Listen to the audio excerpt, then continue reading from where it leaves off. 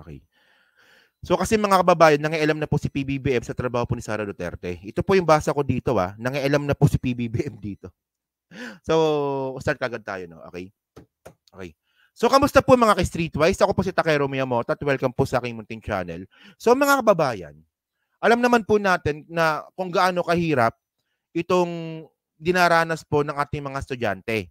Especially po na kung ikaw po ay ang inyong mga anak po natin or kamag-anak natin mga nag-aaral ay grade 1 hanggang grade 12. Kasi hawak ng DepEd yan eh. Okay? So ngayon, ang mahirap kasi dito mga ka-Streetwise, no? Na-adjust po kasi yung school calendar natin. 'Di ba na-adjust yan, 'di ba, dahil sa pandemic. So, ilang taon na ba? 4 na taon na. Okay. 4 na taon na po mga kababayan na na-adjust po yung school calendar natin at nahihirapan na rin po talaga yung mga estudyante natin kasi yung summer na sobrang init ay may pasok pa rin po sila. So ngayon mga kababayan, dahil nga po dyan, ang sagot po ni Sara Duterte dito, ito.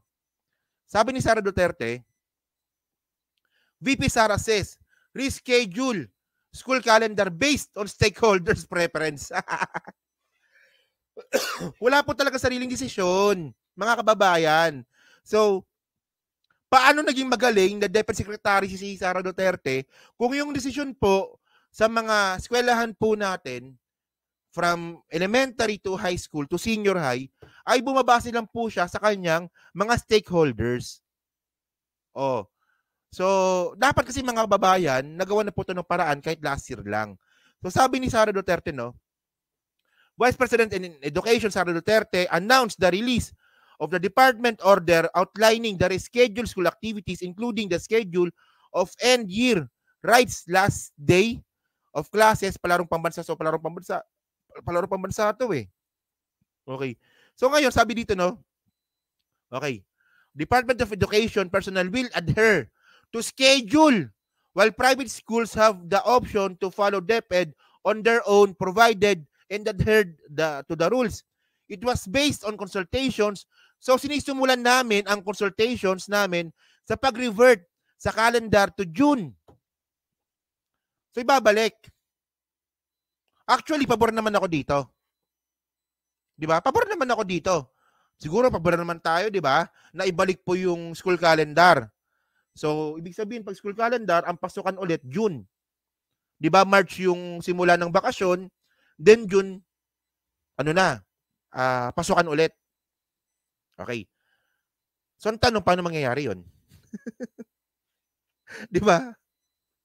And then, mga kababayan, ang sabi pa ni Sara Duterte dito, dahan-dahan lang, sabi ni Sara, Sara Duterte returned to old school calendar shouldn't be rush.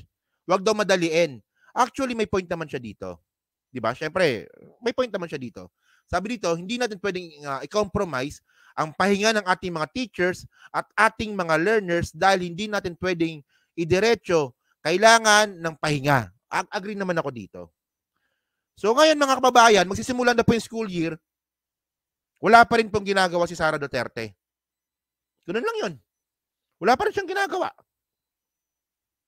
So dahil nga po sa kabagalan ni Sara Duterte, ang ginawa ni PBBM, siya na umaksyon. Sabi ni PBBM, ito na, PBBM wants school calendar back next year. Oh, so tapos na. So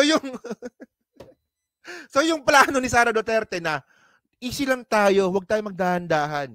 Oh, pag kakusapin ko po yung mga yung mga experts na hinire ko bago natin simulan 'yan. Ang sabi ni PBBM, wag na. Next year, simulan na natin. Walang kabuhay-buhay si Sara Duterte. At saka mga kababayan, di ba? Dapat sekretary yan, walang alam, di ba? So sabi dito,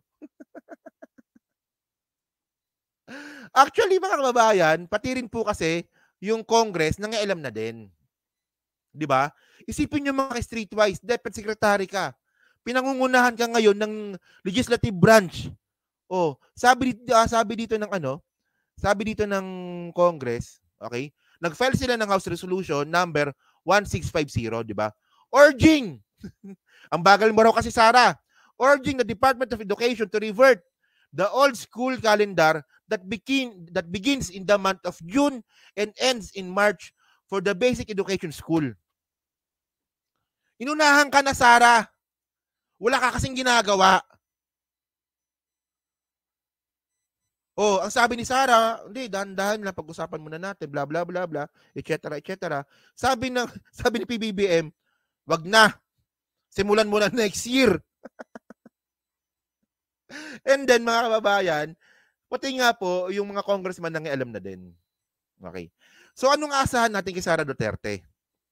Wala po tayong aasahan kay Sara Duterte kasi nga, bukod sa no comment, ang isasagot lang po ni Sara Duterte, di ba? Ay, wala siyang alam. Teka lang, no, hindi ko pala naisama. Walang yan. Hindi ko naisama yung pinaka-importanting part dito. Nagmamadali kasi. Teka lang ha, i-add ko lang, no? Hindi ko naisama. Na ano ko ba? Teka lang ha. Ingot-ingot talaga si Takero, no? Okay, teka.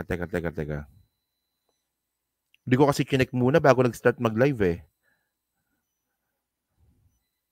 Hindi ko nga naisama.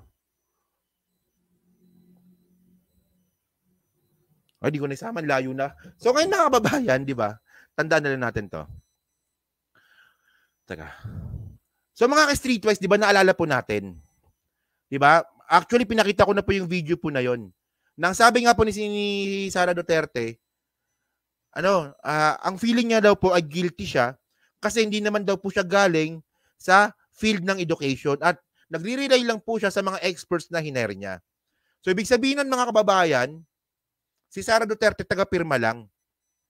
So, pababayaan niya yung mga experts niya and then siya pipirma na lang. So, parang ganun yung nangyayari dito eh. So ito no, actually may video dito si PBBM, so panoorin na lang natin no. So sabi dito, na-submit na raw po sa office po ninyo yung recommendation para sa mga panukalang ibalik yung calendar, school calendar, gawin na kung June ulit yung pasukan as soon as possible. Ano po ang tugon niyo po dito? Well, of course, hiningi ko yan sa DepEd and I asked Sara to give me already a concrete plan because mukha naman, hindi na tayo kailangan magantay pa. Ayan na, sabi ni PBBM kay Sara Duterte, hindi na natin kailangan maghintay pa. Kailangan na natin ibalik yung school calendar sa normal.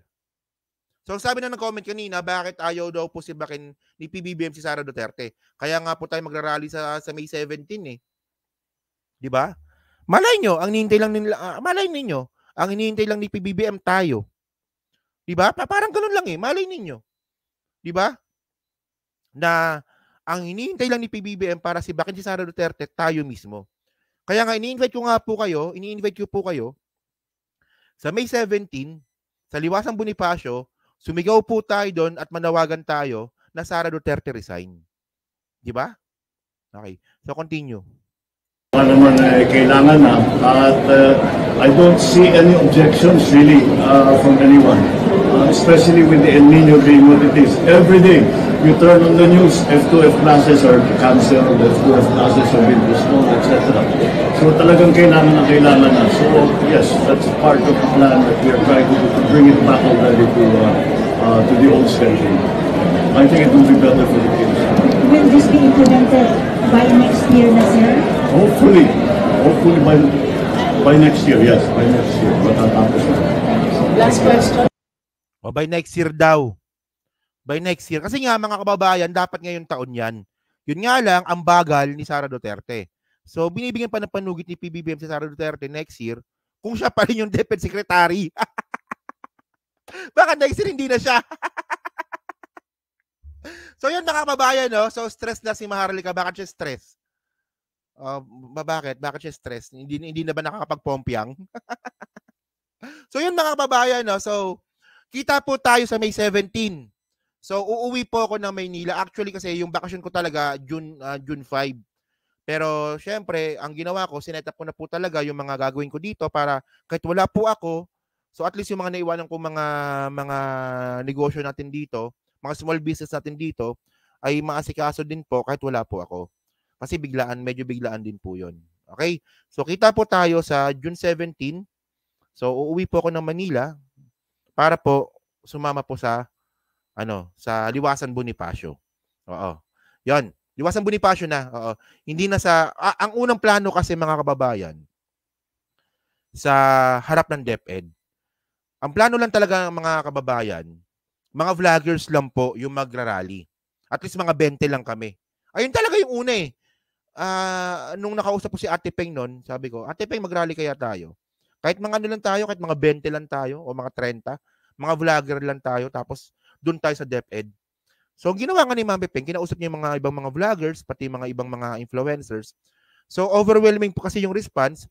So, hindi na po talaga pwede sa Pasig. So, ang dami po kasi natin. So, hindi na po pwede. 'Di ba? So, yun mga kababayan. So, bali, lilipat tayo sa Liwasan Bonifacio. At malamang, yung May 17 na. And then kami mga vloggers, itutuloy rin po namin yung rally namin sa harap ng DepEd. So, ganun. Ganun po yung gagawin namin. So, yun mga kababayan. So, kayo mga streetways, no? Ano masabi nyo nga po dito sa pinakialaman na po ni PBBM yung trabaho ni Sara Duterte dyan pa sa DepEd? Kasi nga, ang bagal ni Sara Duterte. Yun na. So, dyan po sa 1,000 po na nanonood, so hindi pa po nakakapag-like, di ba? Palike na lang po ng video po na to, dyan po sa Team Replays. So, ano nga po masabi nyo nga po dito? Yan na. So, pakicomment lang po sa baba at binabasa ko pong lahat yan. So, maraming salamat po sa inyo lahat at kita na lang ulit tayo bukas. Okay? So, salamat po. Salamat.